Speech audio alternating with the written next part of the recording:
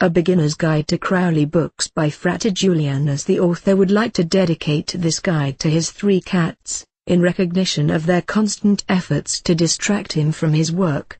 This is a work in progress. The author welcomes comments and suggestions at julianus@kiva.net. Copyright 2002. Aleister Crowley, 1875 to 1947. Is certainly the single most influential occult practitioner of the last century, as well as being the most controversial.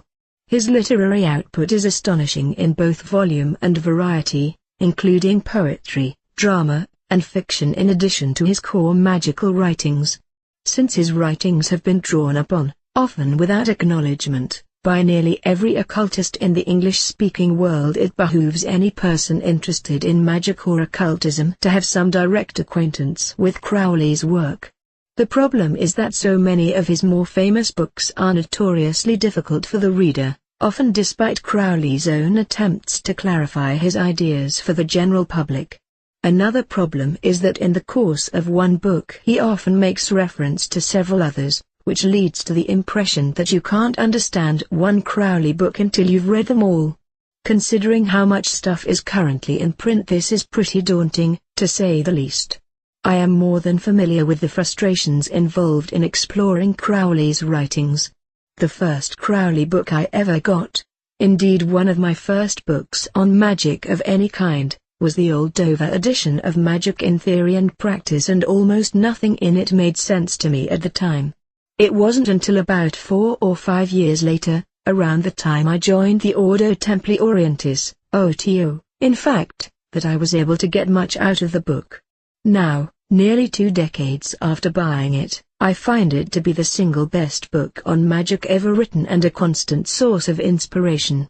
One of the main reasons for my initial difficulty was simply the lack of basic information about the book. Even today most people still don't know that Magic in Theory and Practice, MTP for short, was never intended to be a standalone work. It is in fact the third part of a 4-part magnum opus simply titled Book 4. Had I known that simple fact, I could have started with the earlier sections and saved myself a lot of puzzlement. It was my new brothers and sisters in the order who provided this and many other useful pieces of information, which illustrates one of the principal obstacles for the beginner in many esoteric schools. The written tradition is of limited use without the oral tradition that explains it. But not everyone interested in reading Crowley is part of a Thelemic order, or wants to be, and this guide is intended to partly eliminate that difficulty.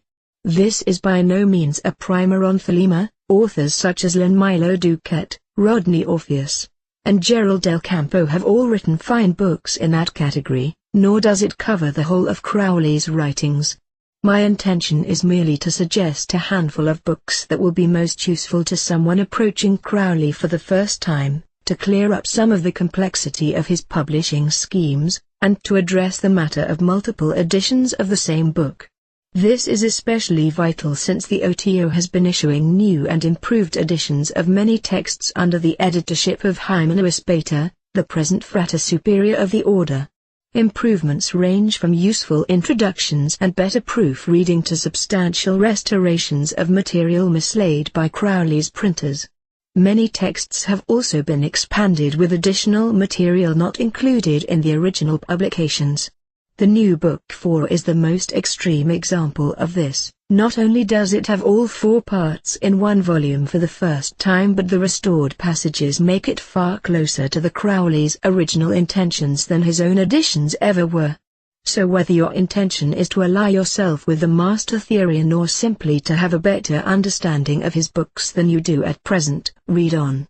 Magic Without Tears. Crowley was well aware of his tendency to write over the heads of his readers, and he tried out several different stratagems for correcting this fault. His last and, to many people, most successful tactic was simply to make a book out of correspondence with his students. This format actually is one of considerable antiquity. For example, on the Mysteries by the 4th century adept Iamblichus is ostensibly a letter from an Egyptian priest. The essential idea is similar to a FAQ on the internet, except that Iamblichus and Crowley both run on for several hundred pages. Magic Without Tears. The title seems to derive from a popular schoolbook called Reading Without Tears from Crowley's youth, was begun in 1943 and consists of Crowley's answers to questions from an unnamed female pupil. The primary correspondent was Anne Murky of Hertfordshire, England, whose A motto was Fiat Yod. Additional topics were proposed by others from the old Agape Logivotio to help make the book as broadly comprehensive as possible. The resulting collection ranges from profound philosophical issues, such as sex morality or the existence of the gods, to a comparatively trivial account of what might have been gnomes on a Swiss glacier. A glance through the table of contents will give a fuller idea of the breadth of subjects addressed. Here I will only note that the tone of this book is not just informal but downright chatty. The reader sees Crowley at his most concerned, helpful, and on occasion brutally honest about himself and his own failings. This alone is reason enough to interest the student, but in addition the book is full of practical advice on everything from improvising your magical temple to astral travel. Indeed, it was originally going to be called Aleister Explains Everything. Even if the old boy doesn't quite do that, he still comes about as close as he ever did. The book did not actually see print until the 1950s, years after Crowley's death. The current edition, which first appeared in 1973, was edited by Israel Regardie, who made some substantial cuts in the text. On the other hand, he gives us an index. There are plans to publish a fully restored edition in the future, but, as usual in Thelemic publishing, there is no firm date. So Magic Without Tears, Crowley's last book, is by itself sufficient to show that his mind was as sharp in his last years as it had ever been, despite the popular image of him as a drug-ravaged wreck. Even in the somewhat abbreviated form we presently have, it is probably the best place for the beginner to start investigating Crowley's work. The Book of the Law, technically called Libra Alval Legis or Lib Legis, this short book is the fundamental holy book of Thelema, the religious/philosophical/magical system for which Aleister Crowley is the prophet.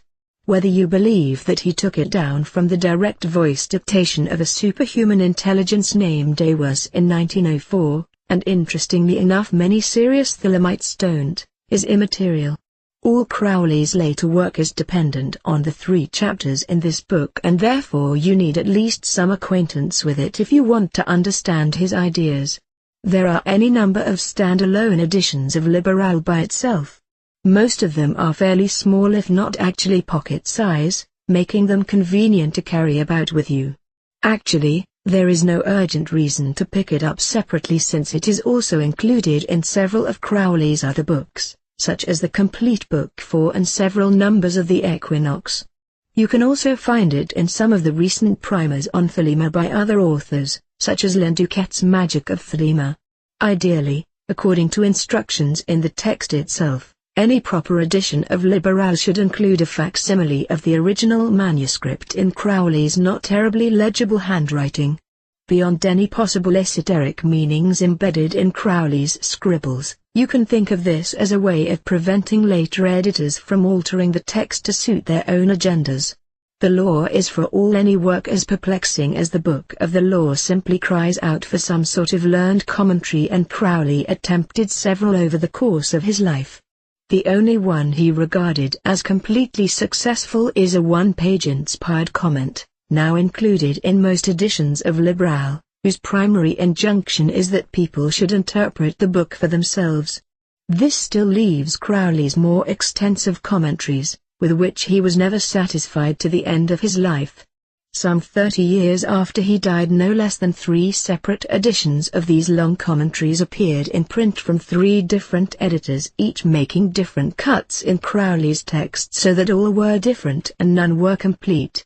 John Simmons and Kenneth Grant teamed up to produce magical and philosophical commentaries on the Book of the Law, 1974, while Marcelo Motta published the commentaries of Al, 1976, and Israel Regardie called his version The Law is for All, 1975.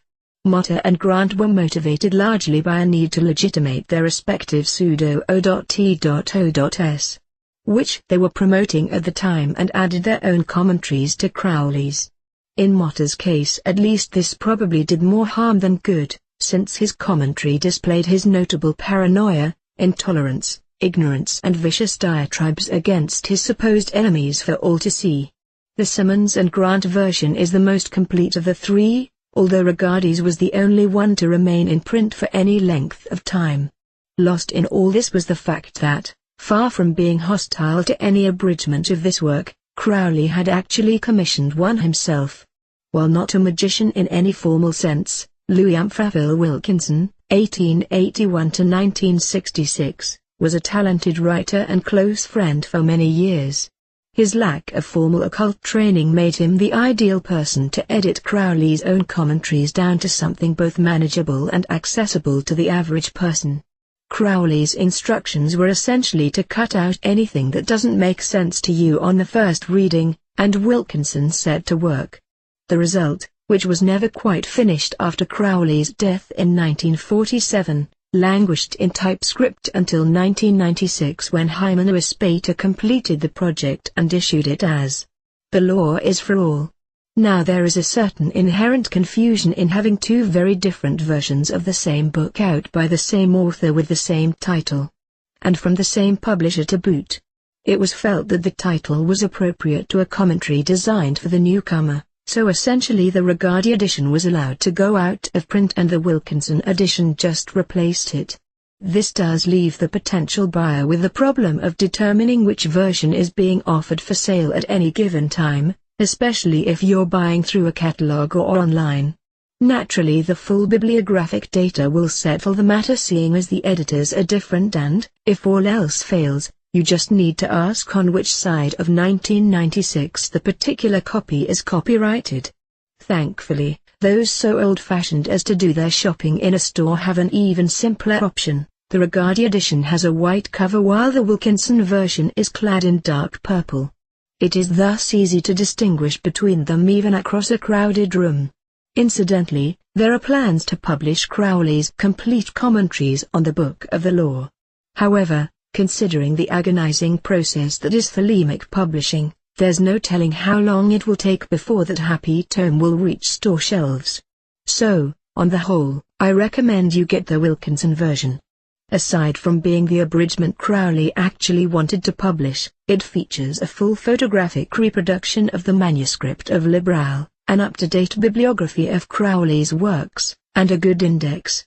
Naturally you also get the full printed text of Liberal itself. It is also, by design, the best suited to the beginner.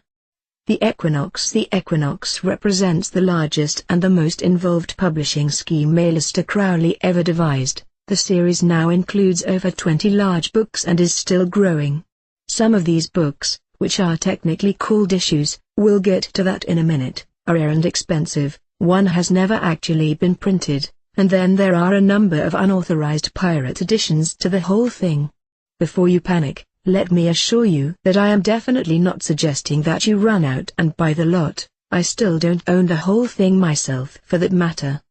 The reason I am covering it in a guide for the beginner is that there is a substantial amount of confusion over just what the Equinox is, and I felt that this guide is a good place to clear things up.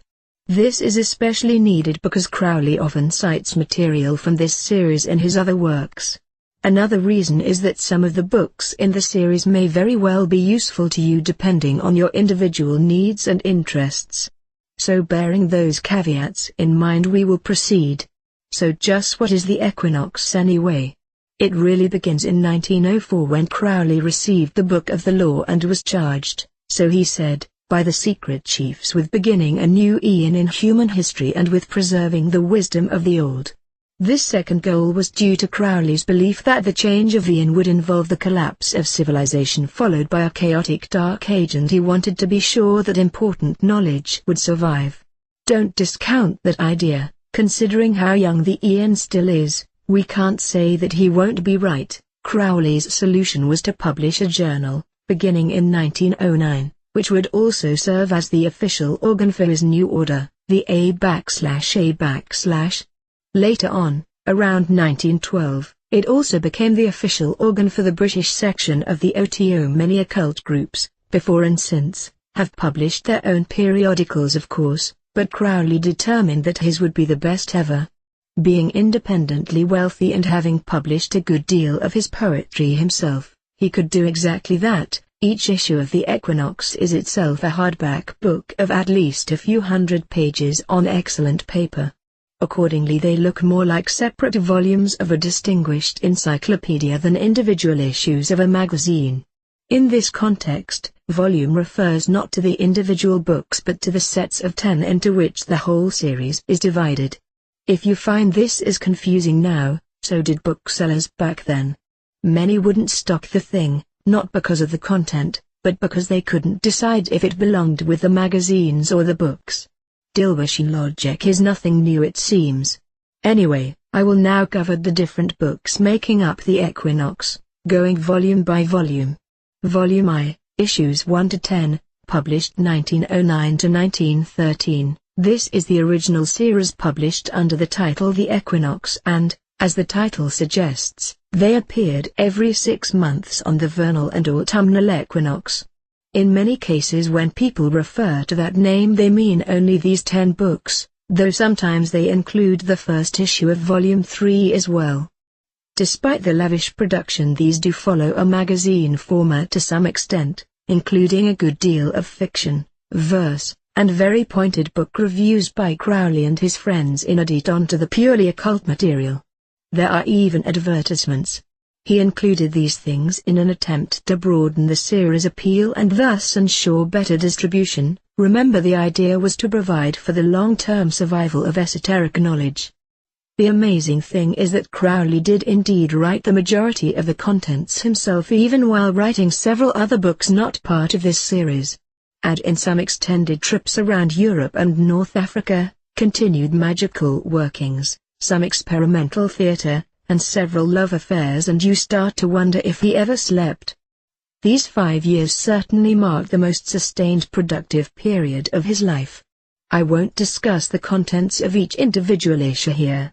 Suffice it to say that they include much instructional material for the A/A/ Crowley's inspired writings, the Book of the Law, a serialized biography of Crowley called The Temple of Solomon the King, the first publication of the Golden Dawn rituals, excerpts from his magical diaries, many original rituals, and some OTO material.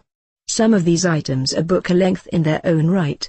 Thus Volume I contains a tremendous amount of valuable material, but is it worth getting? The original edition of Volume I is naturally quite rare and valuable by now and is worth several $1,000s for a complete set.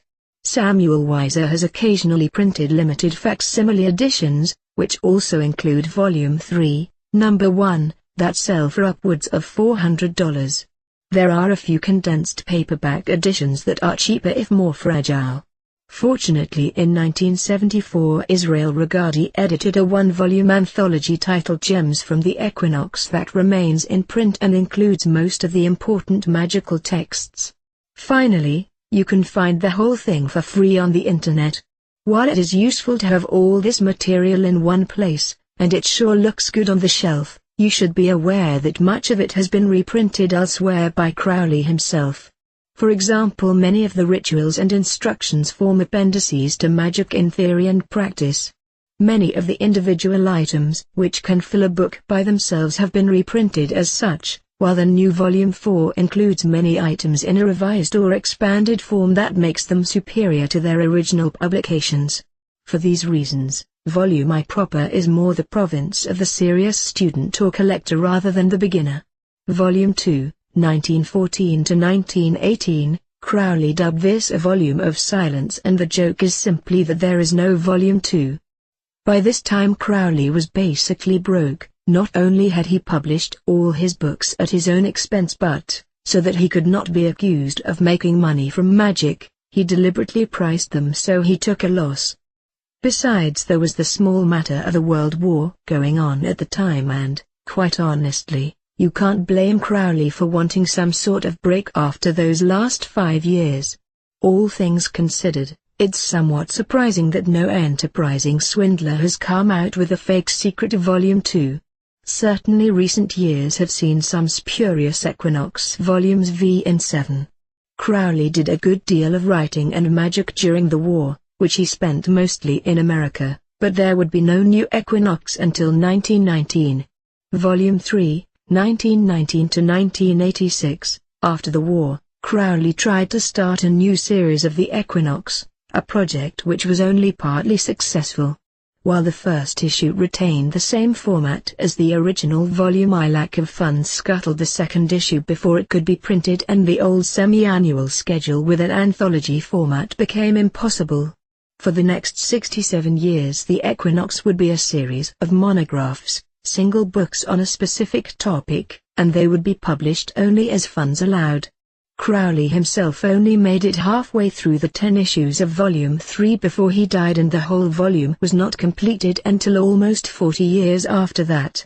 While it remains primarily devoted to A/A/ material, the actual work of producing the Equinox has devolved mostly onto OTO, since the latter organization, with its fraternal and worldly aspects, like bank accounts, is more suited to managing such tasks. Additionally, the OTO is by his will the owner of Crowley's literary estate. Such are the vagaries of publishing that some issues have in fact appeared out of their official sequence. For these reasons I will now address each issue separately. Volume 3, Number 1, The Blue Equinox, Spring 1919, commonly called the Blue Equinox for its binding. Volume I was cream-colored. This kept the anthology format but has less in the way of extraneous material. A good deal of it is devoted to the OTO, including Crowley's Gnostic Mass, among other things. Crowley published this one while still in the States and financed it through the sale of his house in Scotland. Just about everything in here has been reprinted elsewhere over the years, in Regardie's Gems from the Equinox for example, and the whole book has been reprinted several times by Weiser. Only completists really need bother with buying it whole. Volume 3, Number 2, Fall 1919, this one made it as far as printer's proofs before the money ran out and was thus never published. The main contents were apparently Crowley's Jesus, Liberate 188, and some papers on astrology. The proofs survive and there has been continual talk of publishing a reconstruction, but as most of the proposed contents were later published elsewhere, Jesus is available from New Falcon as the Gospel according to St. Bernard Shaw for example. It's not an urgent project. Volume 3, Number 3, The Equinox of the Gods, 1936. The next 7 issues of Volume 3 consist of occasional monographs, some of them quite short, and while the earlier issues are usually referred to by their numbers in the series, later issues are commonly known by their individual titles. The Equinox of the Gods was to be Crowley's definitive edition of the Book of the Law, including his account of its reception. It was reprinted with corrections in 1991. To further complicate matters, as if that were needed, this book also forms Part 4 of Book 4, which means the two projects overlap. Since Book 4 has now been published in complete form, there really is not much reason beyond collector's completitis to buy the thing separately. Volume 3, Number 4, 8 Lectures on Yoga, 1939. This little book is exactly what the title says it is, and it is well worth buying if you have any interest in yoga at all. In many ways it forms an essential companion to Part 1 of Book 4, which is devoted to that subject. 8 Lectures has been reprinted more than once, and is now available in a corrected and annotated edition. Volume 3, Number 5, The Book of Thoth, 1944, Crowley's classic book-length study of the tarot. This was written to accompany the deck he designed with Lady Frieda Harris. Apparently it became an issue of the Equinox partly to get around paper rationing in wartime Britain, periodicals being exempt from certain limitations in production somehow. The deck itself did not see print outside of the plates in this book until decades later. The Book of Thoth is now kept continually in print and is sometimes sold in a set with the cards. Easy to find, this is essential if you are serious about the tarot. Volume 3, Number 6, Liber Aleph, 1962. This was actually written by Crowley in the closing days of World War I as a letter to his magical son Charles Stansfeld Jones, 1886 to 1950, better known as Fratruakad. In this book, subtitled The Book of Wisdom or Folly, Crowley set himself the task of imparting his profoundest wisdom on a wide range of topics in the space of one page each. In addition to such an impossible limitation, he attempted to write this in an exalted style that most people find annoying. Jones himself found the whole thing annoying for that matter, and the various attempts to publish the book fell through until some time after both men died. Despite its flaws, this is a good place to find out what things Crowley thought were important. There have been a couple of other editions of the text, but the current edition was put together in 1991 by Hymen Aleister and includes a detailed account of the magical and personal relations between Crowley and Jones that is worth reading. In terms of typography and layout, this current edition is also, by far, the most beautifully designed book in the whole Equinox series. Volume 3, Number 7, The Shih-Yi, 1971. This is Crowley's own translation of the I Ching.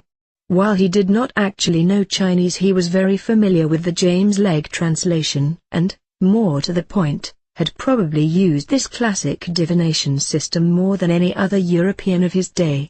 In fact, there were times he probably relied too much on it for his own good, performing frequent divinations on trivial matters. Of course, Crowley also had as much practical experience of mysticism as anyone, so this book is actually his initiated modification of the Legge translation. Until Hymen Aleister can give this one his usual definitive edition treatment, the best place to get it will be online. Volume 3, Number 8, Tao Ching, 1971, produced in the same manner as the above. Here we have Crowley's initiated translation of the fundamental Taoist scripture. Crowley had the deepest respect for Lao Tzu and felt that his own experience of high mystic states gave him a special insight that academic sinologists lack. Some might argue that point, but Crowley at least has the honesty to say flat out that his Tao Ching represents his own views as much as anything else. As usual, there have been several reprints and, also as usual, the 1995 edition edited by Hymen Aleister is definitive. If nothing else, the photograph of Crowley as the Chinese god of laughter is enough to put most people into an altered state. I would not usually recommend either this or the previous issue of the Equinox for beginners. However, if you have a background in Chinese philosophy, these might well be your best introductions to Thelema. Volume 3, Number 9, Kelma, The Holy Books of Thelema, 1983. Aside from the Book of the Law itself, Crowley received a number of texts he regarded as divinely inspired in some way. In his summary of official A/A/ texts, he terms these as Class A texts, which are not to be changed in any way. Nearly all of these were published in various issues of Volume I and are here gathered together in one place for convenience. The main omission is the Vision in a Voice, which would have doubled the size of the book. You can think of this as a compendium of Thelemic scripture, and it's a very good one indeed, though I would recommend this one as being more for the committed Thelemite than for the beginner. Unfortunately, it was impossible to check the printed texts against the manuscripts, since nearly all of these have all disappeared. The main exception is Liberal itself, and that manuscript has been lost and rediscovered at least twice. It now lives quietly in the bank vault and hopefully won't go wandering off again.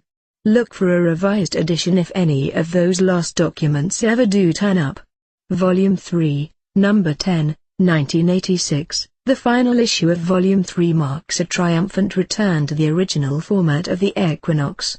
Once again we have an anthology of diverse material, much of it new, including some original verse. In another return to tradition, this issue does not have an overall title and is simply known by its numbers. It is commonly referred to as 310 in conversation. If it did have an overall title, a good one would be Everything You Ever Wanted to Know About OTO, since it forms the biggest collection of material from More About the Order in print.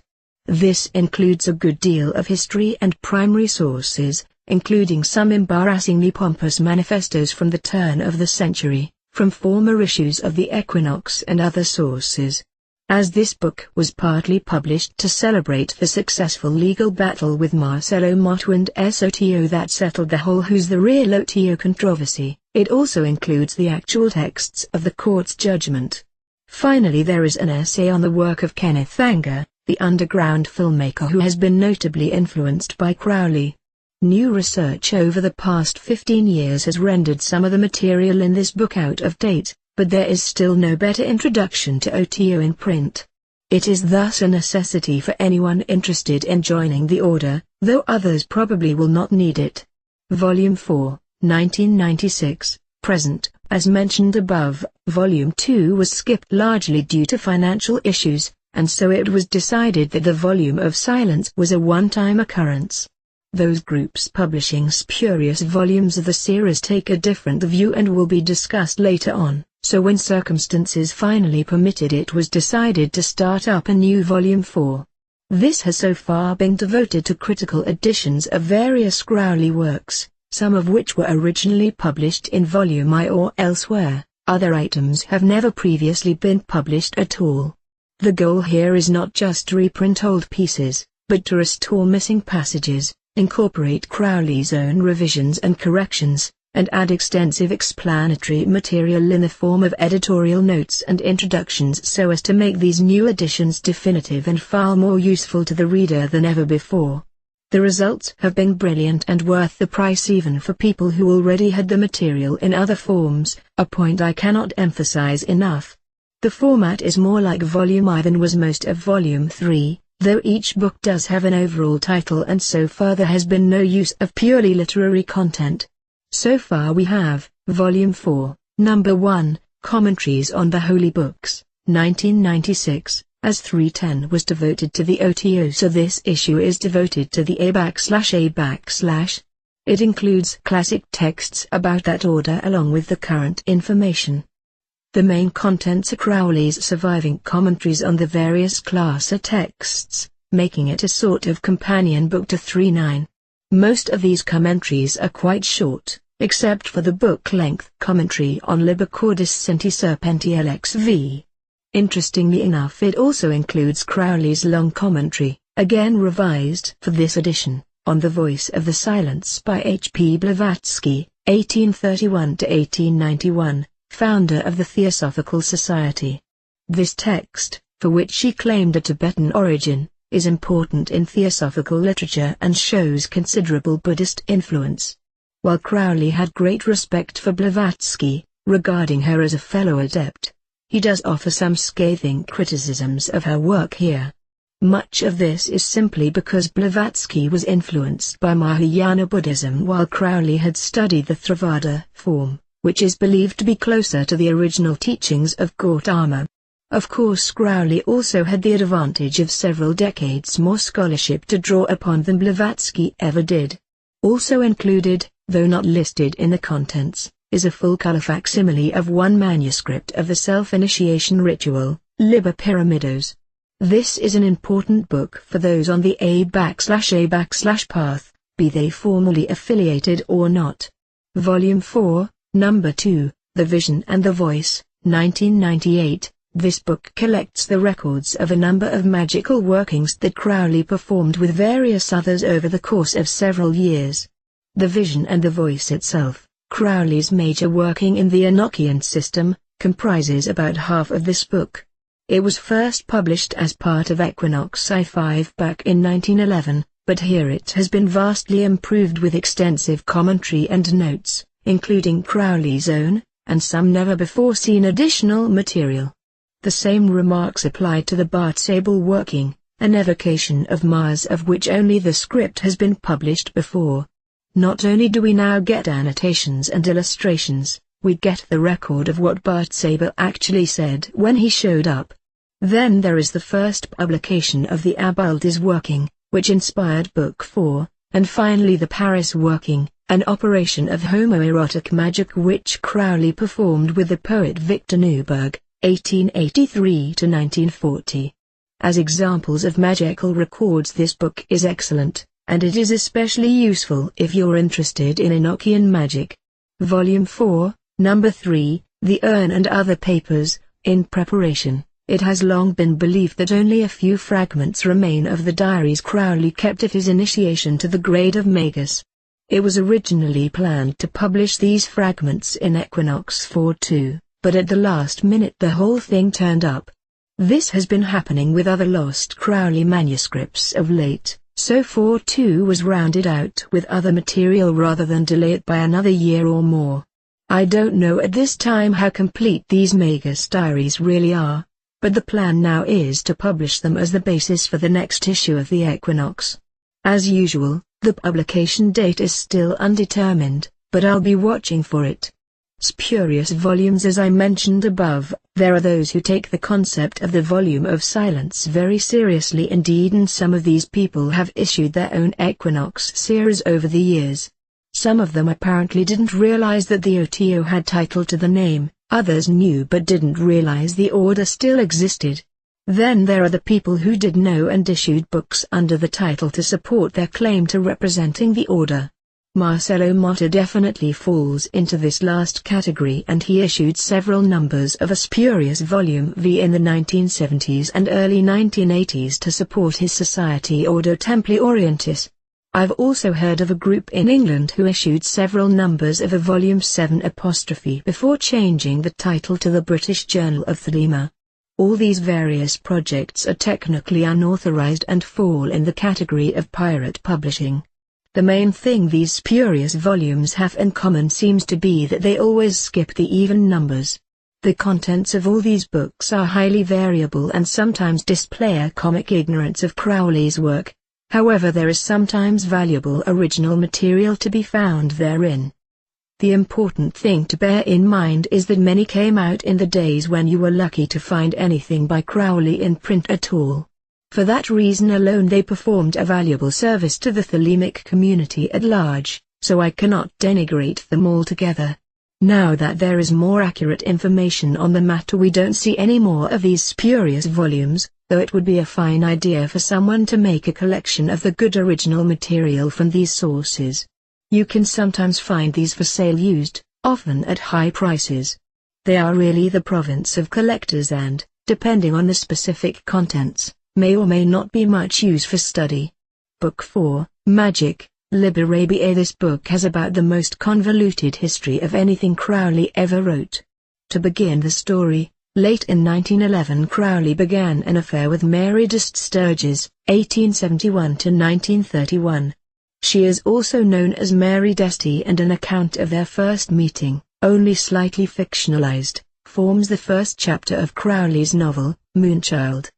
They were disporting themselves in Switzerland when she turned suddenly oracular on him and claimed to be in contact with an adept called Abuldes. You can read the record of their dealings with that entity in Equinox 4-2.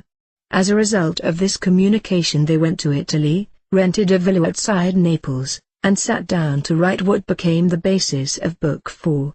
This was intended to be a complete manual for Crowley's system of magic, and in keeping with the title was to consist of 4 parts, I, Mysticism 2, Magic, Elementary Theory 3, Magic in Theory and Practice 4, Thelema, the law. Crowley even took the theme of faunus to the extent of printing the earlier parts in a square format.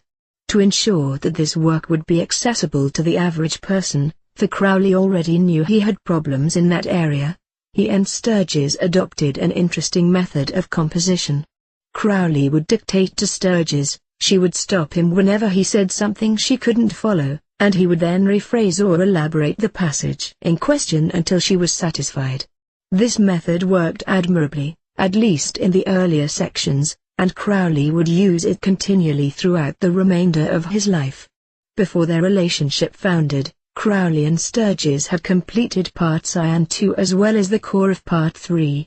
When the first 2 parts were published as separate volumes in 1911 and 1912, Crowley credited Sturges as co-author under her A/A/motto of Saraviricam. Crowley continued on with the aid of other assistants, but still part 3 took a good deal longer to complete, partly because all this was going on while he was writing and publishing volume I of the Equinox, and partly because he and his associates kept thinking of more stuff to put in. In fact, the section that would become the famous Magic in Theory and Practice took another 14 years to complete.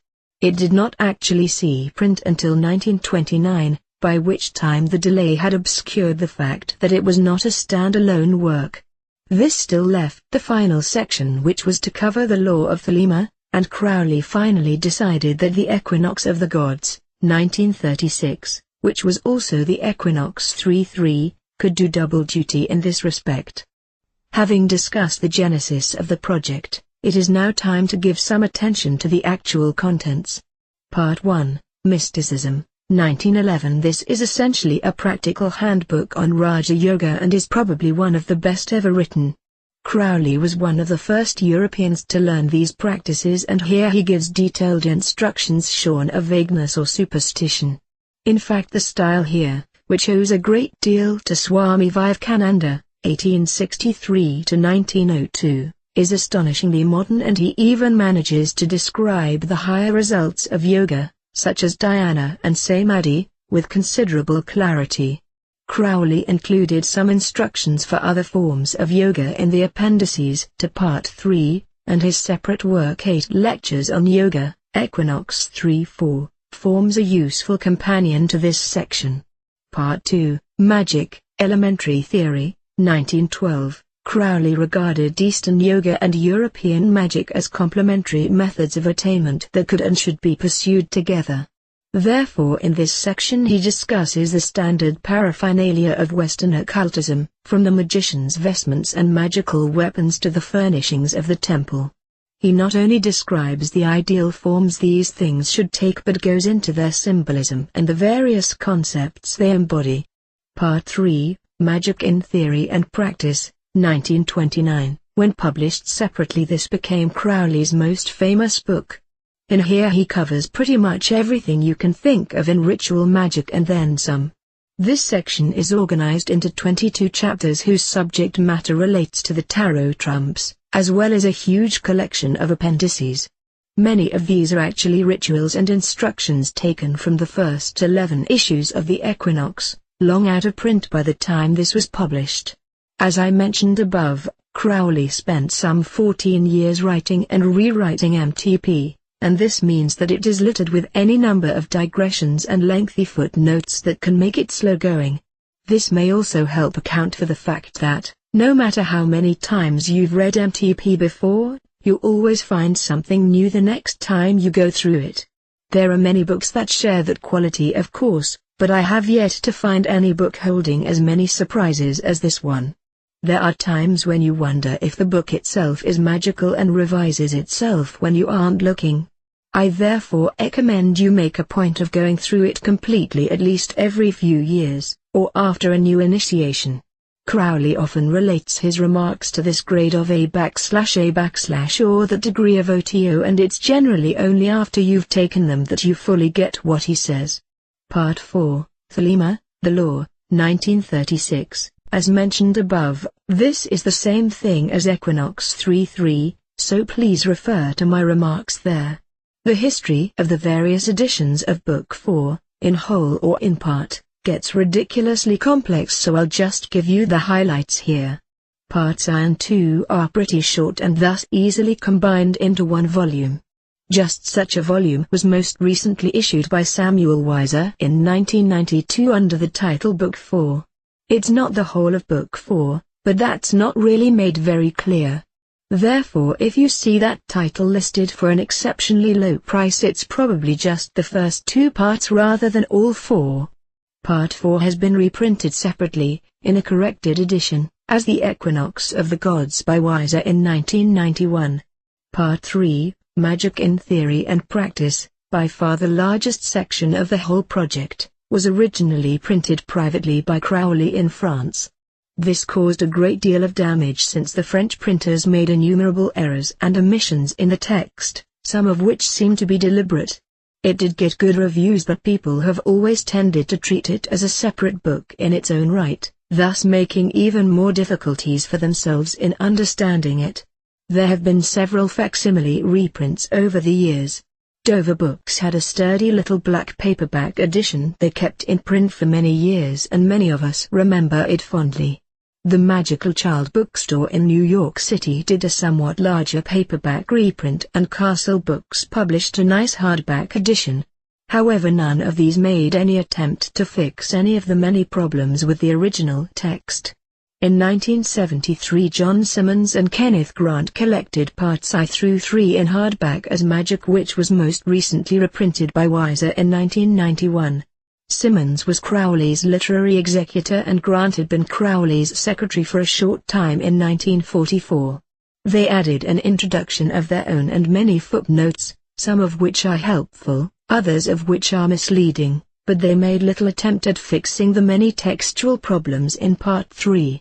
Finally, in 1994, the first complete one-volume edition of Book 4 was published by Samuel Weiser under the editorship of Hymenus Beta, Frater Superior of the OTO. That sentence does not begin to convey the work involved. You see, Hymenus Beta didn't just want to complete Book 4, he wanted to fix it.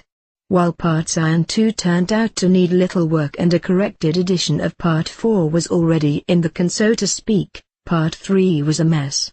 To create his corrected, definitive edition of Magic in Theory and Practice, Beta had to collate a number of Crowley's surviving manuscripts and typescripts as well as notes Crowley himself had made towards a second edition. This not only fixed numerous typos but restored a great deal of text that had been thought lost, thus vastly improving the book. Beta wrote a detailed introduction to the whole thing and added many illustrations, a bibliography, and multiple indices, not to mention a huge number of editor's endnotes clarifying Crowley's text. On no less than 3 occasions they were ready to go to press when new Crowley material would surface and send the whole project back for further revision. By the time it finally hit the shelves in 1994, the revised, restored, corrected, and complete Magic, Book 4, Liber ABA was at last the definitive textbook on magic that Crowley, and presumably Abuldis, had intended it to be. Because of its great size and nice blue binding, I affectionately refer to this tome as the Big Blue Brick. In 1998 the whole thing was reprinted with additional material that had surfaced over the previous few years. This revised second edition also corrected a large number of typos introduced in the 1994 edition, and the whole thing was printed in a larger format with larger type that is significantly easier to read. One might call this one the bigger, better Blue Brick. Therefore I recommend that everyone interested in magic, even if not the thelemic variety, should buy the revised second edition of Book 4, Samuel Weiser, 1998. It is true that the cover price is rather high, but remember that it has the complete contents of 3 other recent books with corrections and lots of extras to boot. Finally, if you're at all serious about doing magic, there is plenty in this book alone to keep you busy for many years. The Confessions of Aleister Crowley. One obstacle people encounter when reading Crowley is a lack of context. Many of his ideas and attitudes make little sense unless you know some essential details of his life. Unfortunately, as of this writing, there is simply no first-class biography of Aleister Crowley available in print anywhere. Most accounts of his life simply perpetuate the tabloid image of him as the wickedest man in the world.